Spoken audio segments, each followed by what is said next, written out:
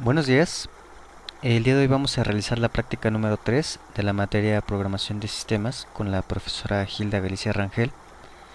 Iré un poco rápido dado que el video, por el contenido, quedaría muy largo si es que si es que me tardo bastante en cada cosa, pues va a ser un video muy largo.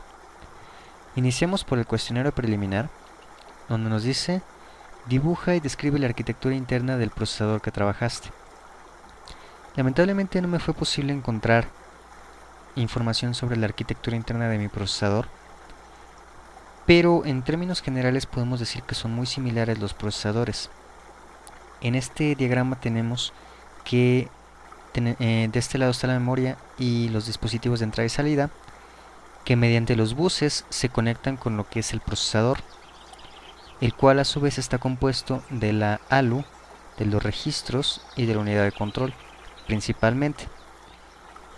Ejemplificando lo que hicimos en la práctica anterior, suponiendo que realizamos una suma de dos números en lenguaje ensamblador, los datos ingresan al procesador mediante los buses, donde la ALU se encarga de realizar los procesos matemáticos, todo lo que tiene que ver con la lógica.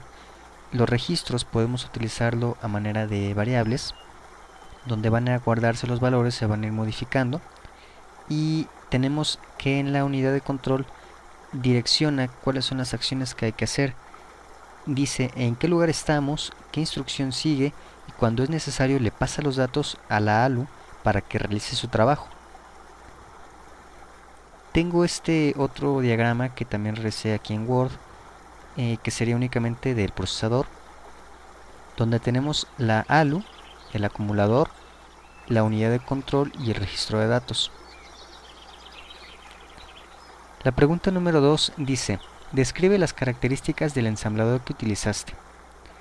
En mi caso, usé el ensamblador o el IDE RAD ASM, aquí vemos el nombre, el cual es un IDE, por lo que yo considero que es fácil de utilizar, además de que pues al ser un IDE nos permite ver mediante líneas rojas en qué estamos mal. También nos dice para qué sirven algunas cosas, nos completa las frases que estamos escribiendo y tiene la opción de poder interactuar con el usuario de una forma más amigable mediante pequeñas ventanas. La siguiente pregunta dice: ¿cuáles son sus desventajas? Pues dado que se trata de un IDE externo al sistema operativo, es necesario poner algún código que determine qué tipo de procesador estamos usando, de cuántos bits es, y esto puede ser un poco tedioso a menos que tengamos una plantilla ya establecida. Además de que al ejecutar el depurador, que fue lo que hice en la práctica anterior, pudimos ver que es un poco complicado seguir los procesos que está haciendo, y son muy pequeños los números, son muy pequeñas las letras, así es que no se distingue con cierta facilidad en qué parte va. Y por último puedo decir que los lenguajes ensamblador, bueno, el lenguaje ensamblador en general, y esto podría ya no ser cuestión del IDE, pues genera códigos fuentes muy grandes, y si no se maneja bien este lenguaje, pues es un poco complicado de encontrar errores o de mejorar el código fuente. La pregunta número 4 nos dice: en un cuadro comparativo menciona características de ensambladores para Linux y Unix.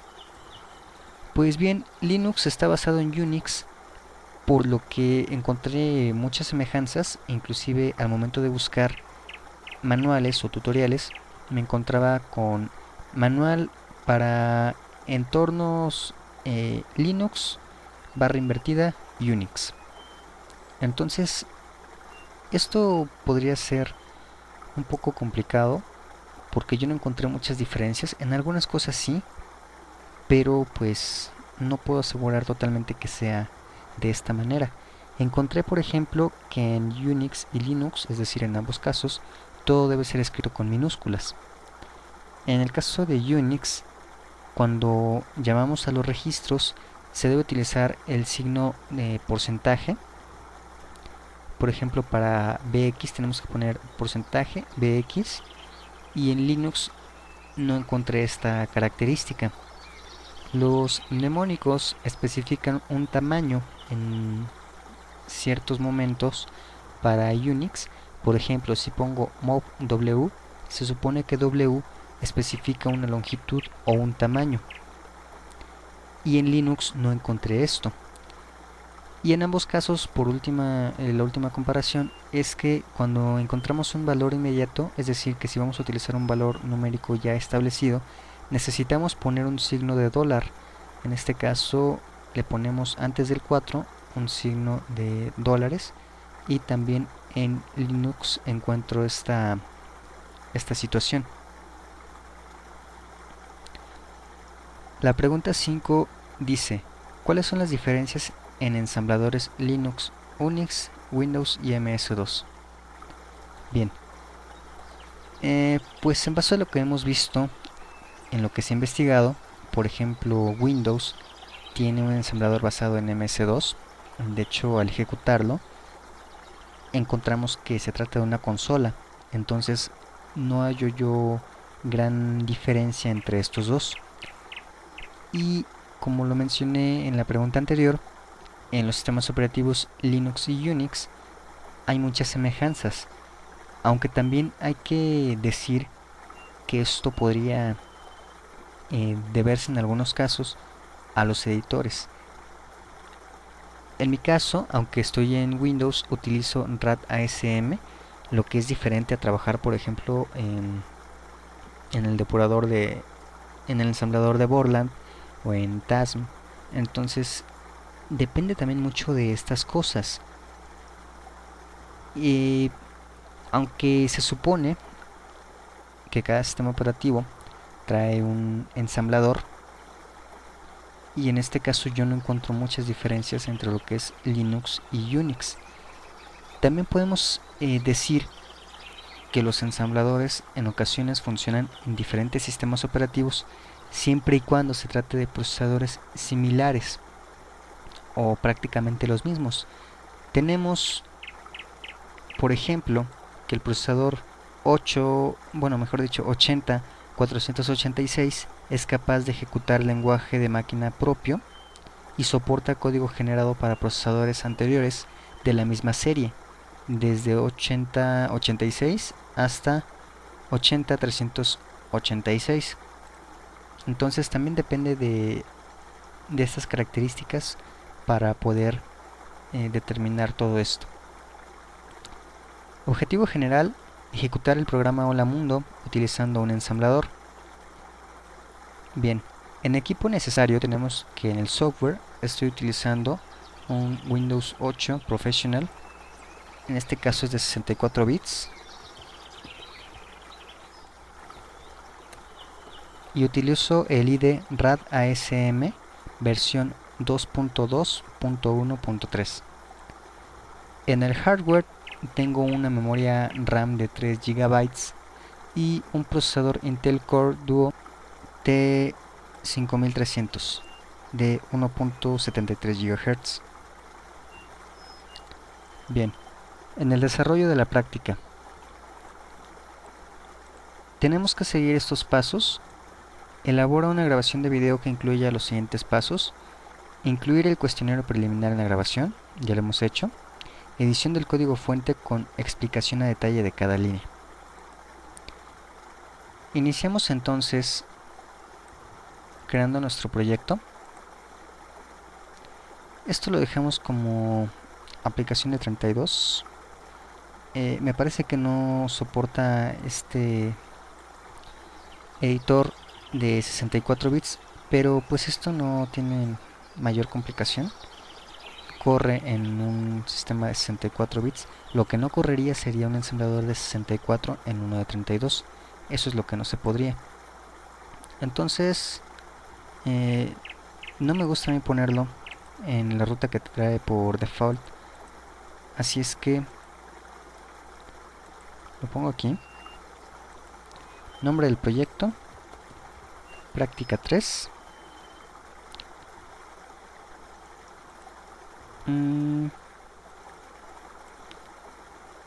Se supone que escogí ensamblador. Ahora sí.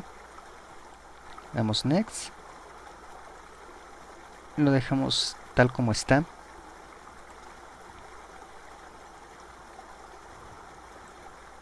Y de este lado, como es un IDE, encontramos que nos genera el proyecto con unas cosas ya por default. Vamos a poner en lo que es práctica 3.inc todo lo que serían nuestras variables. Iniciando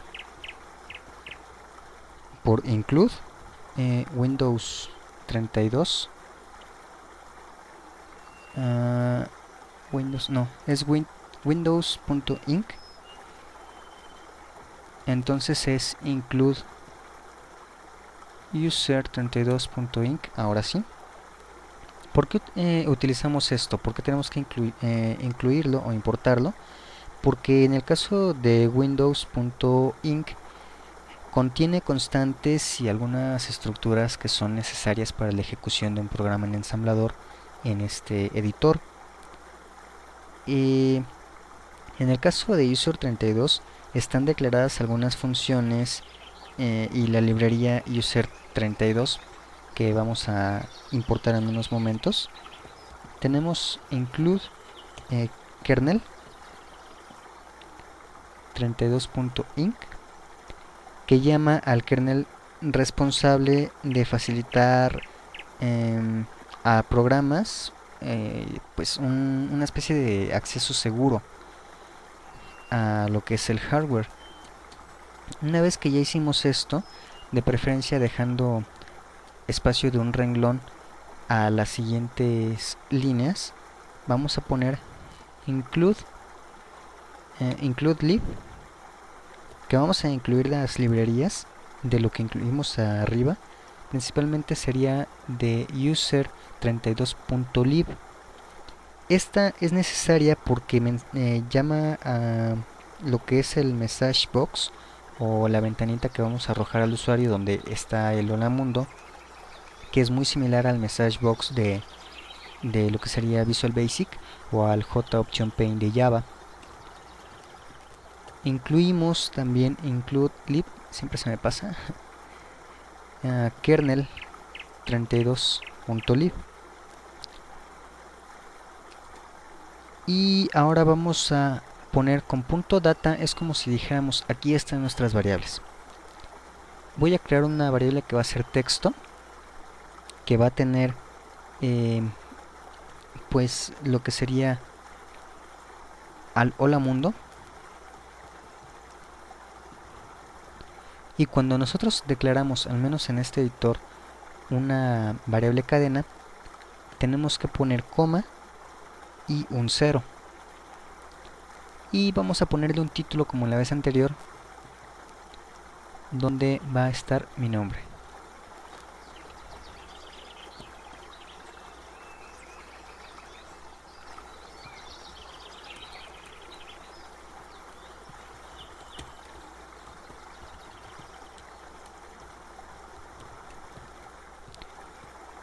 Una vez que hemos terminado de hacer esto, ya no tenemos nada que hacer en este módulo, por decirlo de alguna manera.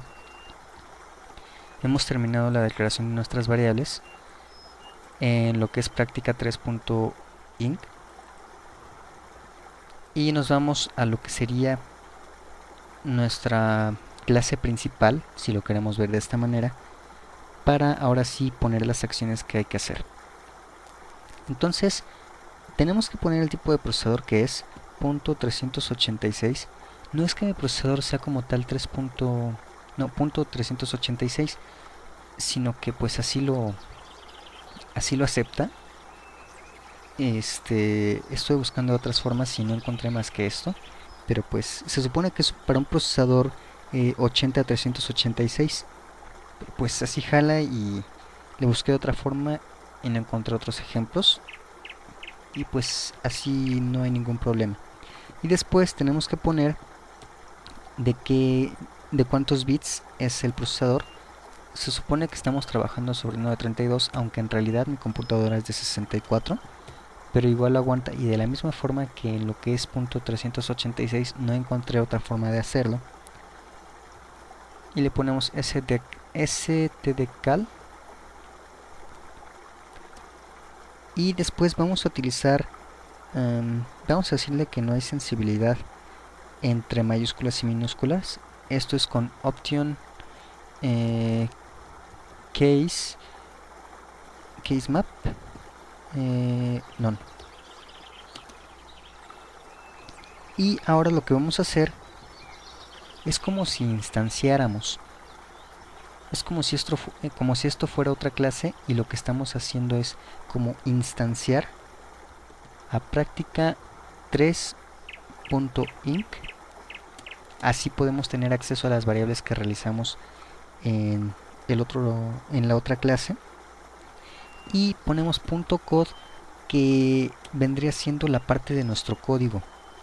Es como si dijéramos, a partir de aquí es el código fuente que quiero que ejecutes.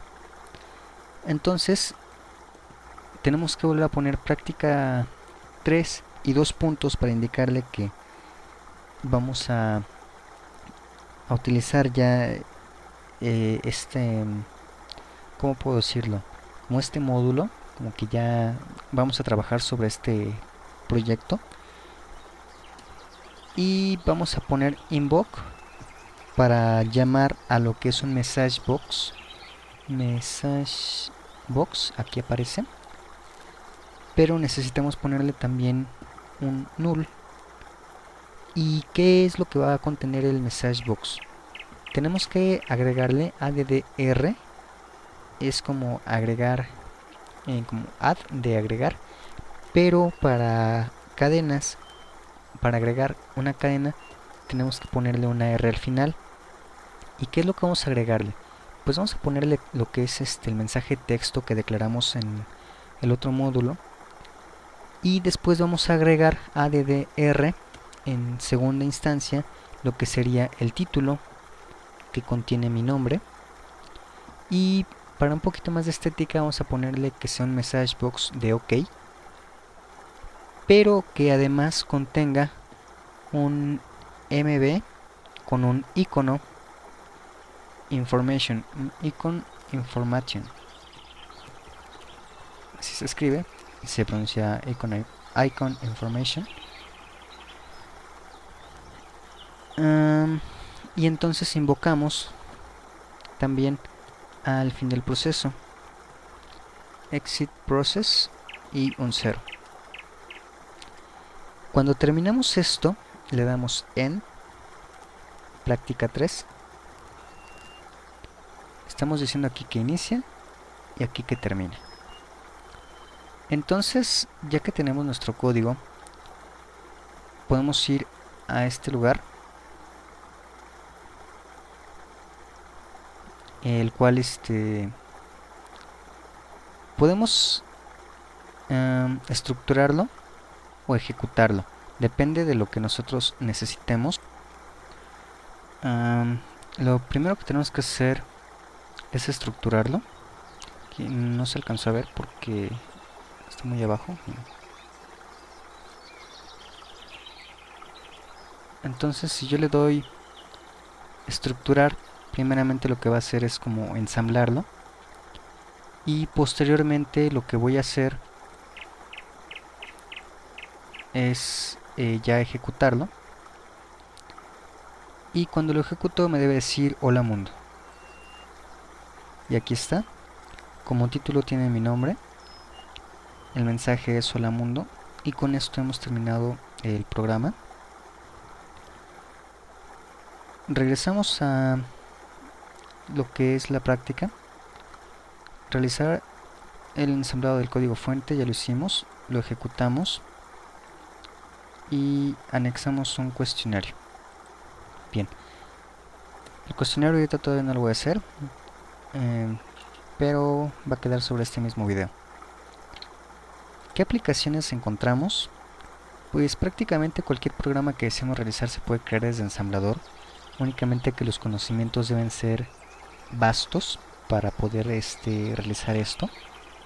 dado que es un poco difícil manejarlo, no cualquier persona puede trabajar en ensamblador, es mucha dedicación y hay que tener mucho orden. Al programar en ensamblador tenemos mayor acceso al control del hardware, lo cual ya habíamos visto, pero hay que ser muy cuidadosos con esto porque de lo contrario podemos desconfigurar completamente la computadora. Y el punto número 3, es conveniente para mejorar la rapidez en procesos pesados tales como transacciones bancarias. Yo considero que sería muy bueno que esto sucediera, aunque pues el lenguaje que se utiliza para los bancos es COBOL, y como es algo que ya está tan arraigado, francamente es muy complicado, pero de ser posible sería muy conveniente tener el lenguaje ensamblador en los cajeros automáticos. Bueno, en todo el sistema bancario sería muy bueno tenerlo. Como conclusiones, particularmente hablando del IDE que estoy manejando, que es el RAD ASM, me parece que es una buena herramienta, es muy confiable y permite una interacción con el usuario muy buena al permitir utilizar gráficos. En este caso estoy utilizando únicamente MessageBox, que son pues prácticamente idénticos a lo que manejaríamos en Visual Basic, precisamente con MessageBox o los JOption Paint de Java. Eh, Creo que es importante saber para los programadores el lenguaje ensamblador porque, como ya lo dije, es muy rápido, es muy eficiente y eso pues ahorra muchas tareas, mucha tardanza que podría ser muy importante.